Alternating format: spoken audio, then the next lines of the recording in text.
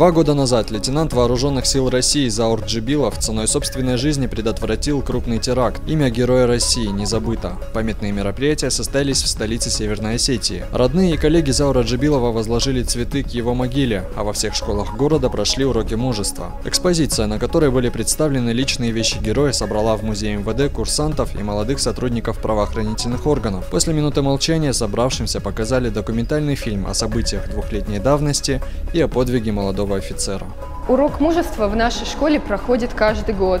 И каждый год он посвящен отдельно взятому герою, который пожертвовал своей жизнью ради того, чтобы спасти другим в жизни, пусть даже и незнакомых ему людей.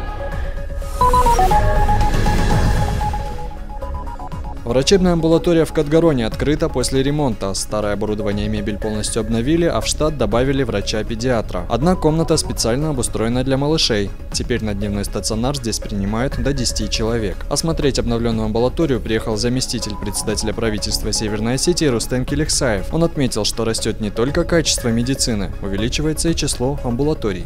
Открылись новые поликлиники, они отремонтированы, они оснащены современным техническим оборудованием, в них работают специалисты, и это дает основание верить в то и надеяться на то, что сегодня услуги, оказываемые именно на уровне поликлиники, они будут квалифицированы, и мы с ними сможем снять некую напряженность именно вот в этом направлении. Это очень хорошо, и мне бы хотелось, что и другие районы нашей республики последовали этому примеру. В Национальном музее Северной Осетии прошла выставка «Осетия православная». Она приурочена к 1100-летию крещения Алании. В экспозиции представлены документы, фото и видеоматериалы, а также уникальные археологические и этнографические артефакты. Они взяты из фондов Национального музея. Экспонаты раскрывают историю зарождения и развития христианства в республике. В рамках выставки прошел круглый стол. Историки, священники и работники музеев обсудили идеи взаимодействия православной церкви и музеев. Очень много проблем у музея бывает, например, с атрибутикой каких-то предметов. Это на помощь к нам, конечно же, идет церковь и сотрудники церкви. Мы знаем, что сегодня Владикавказская и Аланская епархия очень активно работает в сфере исследования этой темы, поэтому для нас большую помощь они окажут. Также у нас в рамках нашего проекта мы переиздали книгу «Начальное учение», которая была издана в 1798 году первый раз. А вот сегодня мы вот такое небольшое предварительное издание, как мы сделали наши книги. И сегодня делаем тоже вот такую презентацию. Представители более 25 радиокомпаний и артисты из 13 республик съехались в Северную Осетию на радиофестиваль «Голос Кавказа». Нынешней осенью это событие стало одним из самых важных в жизни радиожурналистов Юга России. Фестиваль проводится уже 3-й год подряд. Сначала он проходил в Чеченской республике, затем в Ростове-на-Дону, а теперь добрался и до нас. Каждый год коллеги по цеху собираются, чтобы обсудить проблемы и поделиться опытом. Уже есть первые результаты работы. После долгих лет молчания вновь зазвучал радиожурнал «Голос Кавказа». Его могут слышать жители всех республик СКФО и ЮФО. Радиофестиваль «Голос Кавказа» завершился гала-концертом. На нем выступили известные артисты кавказской эстрады и наградили победителей конкурса. Одним из основных вопросов сегодняшнего круглого стола, можно сказать, это создание интернет-радио, как мы и планировали, как мы и говорили в тот раз. Это следующий вопрос, это взаимодействие радиостанций Юга России.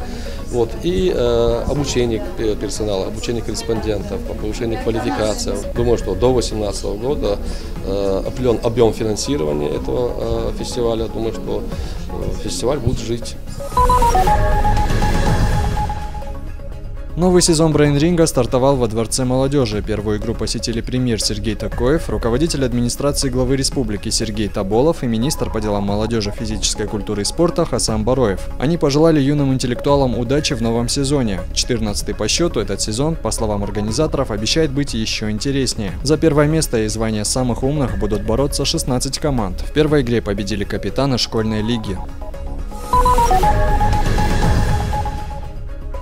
Праздничным фейерверком завершился региональный фестиваль народного творчества «Салют Победы». За 2 дня на сцене Дворца металлургов выступили творческие коллективы из 12 регионов. Оригинальных и ярких номеров было так много, что не всем лауреатам хватило дипломов. Каждый концертный номер отличался особенным подходом. Лучшие из лучших примут участие в федеральном этапе фестиваля народного творчества «Салют Победы», который пройдет в Москве.